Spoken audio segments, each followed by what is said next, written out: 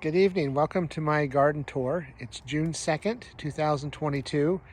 I'm going to call this my May tour because it's only 2 days into June and I didn't do a video for May.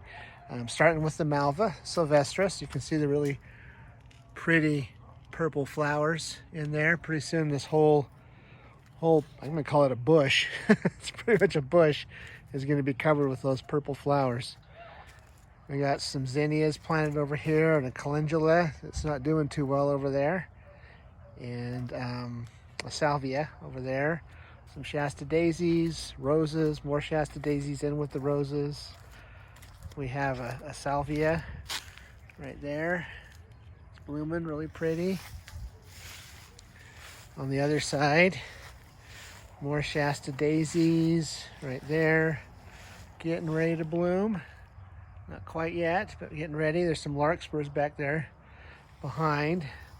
More calendula, little baby zinnias. It's been kind of cold and wet here this spring. The ground's been really cold and we've got a lot of rain and stuff, and I just barely got the transplants out. I started them from seed.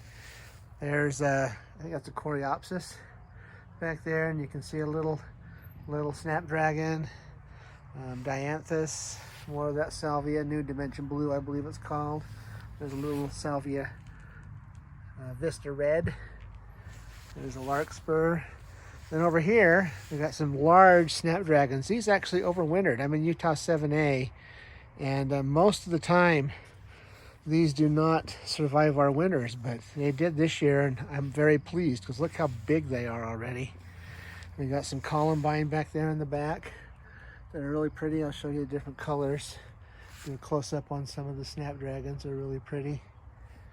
There's a different color of Columbines. Really serious problem with aphids this year.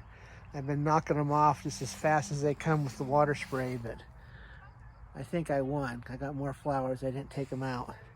Another salvia. Big larkspurs. All the larkspurs in here reseeded themselves from last year. We moved some of them around. Here's some yellow cosmos. Do a real close up on the bloom there. Not cosmos, Columbine. More snapdragons. This is kind of a white and yellow. White and yellow Columbine flower. This one's just getting ready to bloom. It's another yellow one, it looks like. Most of them haven't bloomed yet. And this is our Delphinium that I planted last year. This is the first year that it's going to bloom. Real excited to see that. It's sending up all kinds of different side shoots, and there's actually 2 stalks. There's one back here as well. So I'm excited to see what that looks like. Over here we got the purple coneflower, the Echinacea. A bunch of little calendulas and snapdragons in here. And I can't remember what that little plant right there is called, but it's got this woolly white stuff on it. It's a perennial as well. I can't think of it right now. Those are voluntary calendulas over there. I'll take those out or I'll move them around. More dianthus, another purple coneflower. And let's go to the backyard. Kind of show you the picture of the whole yard. And at sunset, I'm facing east here, so the sun's hitting on the mountains over there from the west.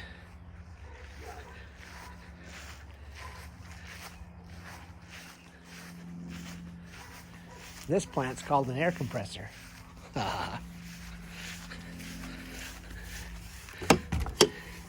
a real expensive plant.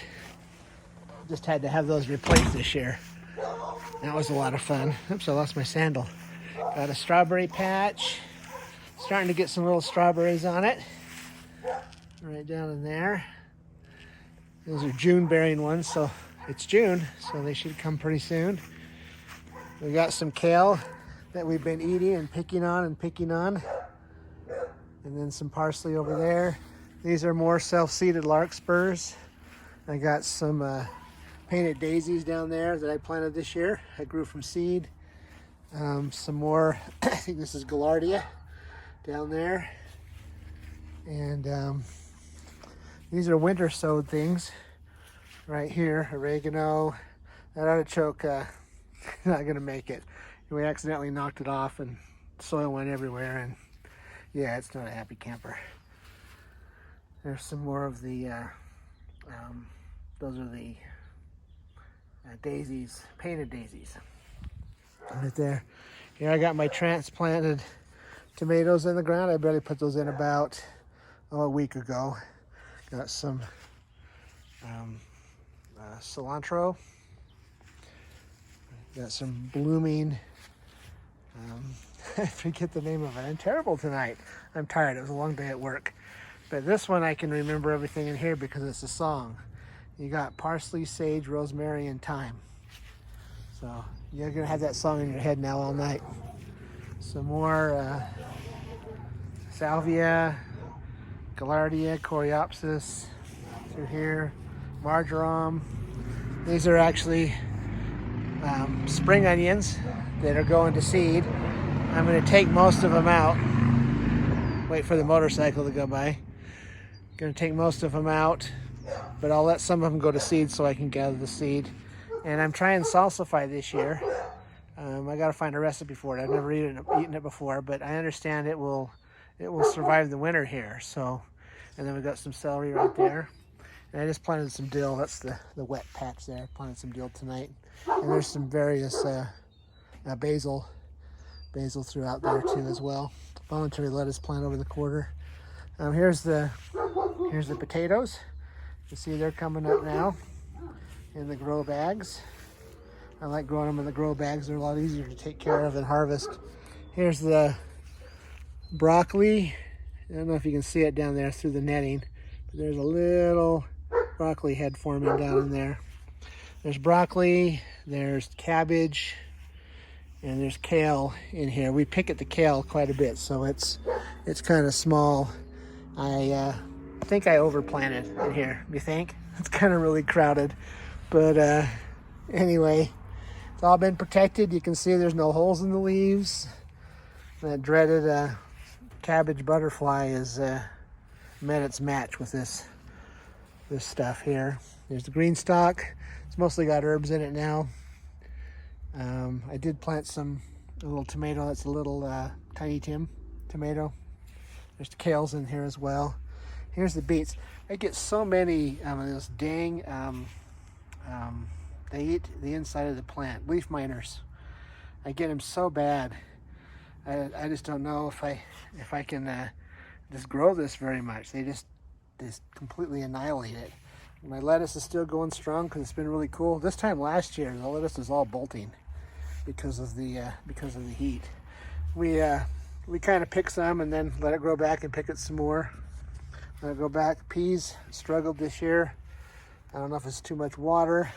But I did plant some winter squash in here. Eventually I'll take out the spinach and all the peas and some of the lettuce. Let that butternut squash go to town. Another more heavily planted. Got some lettuce up here as well, and different lettuces and kales, and some cabbage down in here too. Been picking at this and had lots of salads. Here's some carrots and some onions, and these peas are doing okay. The leaves are all curled though, and there's no blossoms yet. So I've really struggled this year with peas. I struggle as a general rule with peas. But carrots are doing pretty good.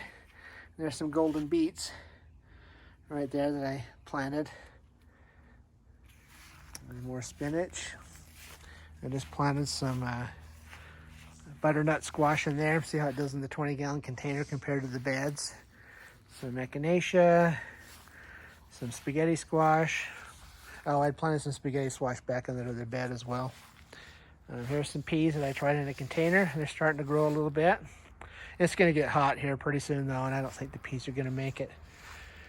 Here's the garlic, some chard, and some leeks, and some shallots in there.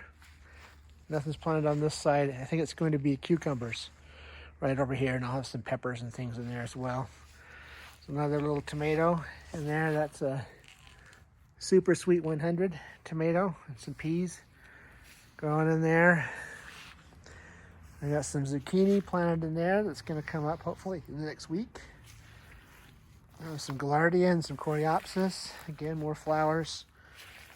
Cocoselle, squash. This bed right here is empty, except I planted some beans, some pole beans. Eventually I'll have a little trellis right here. I'll have some netting hanging from this trellis.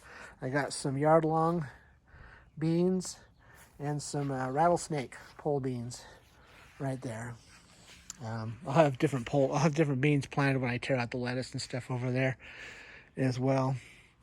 And I think that is just about it for the tour. Oh, there's a cherry tomato right there. Some oregano or thyme. I think that's thyme. I think this is lemon balm. More coreopsis. You can tell I like coreopsis. That plant didn't make it. And this is hyssop. And that's oregano there. I believe that's oregano. Oregano's a little bit bigger leaf. And some volunteer calendula, it looks like, growing right there. And this is a garbage can, but it's actually a watering can. I use it so I don't have to drag my hose out as much. I just fill it up and use the watering can that's inside of it. Makes it a little bit easier not to drag the hose around as much. Probably gonna have to get another one before summer hits and put one on each side. But here's the kind of the backyard as a whole. And I haven't planted anything in those containers yet. I'll probably put some cucumbers in there. But anyway, thanks for watching. My compost bin over there. Have a nice night.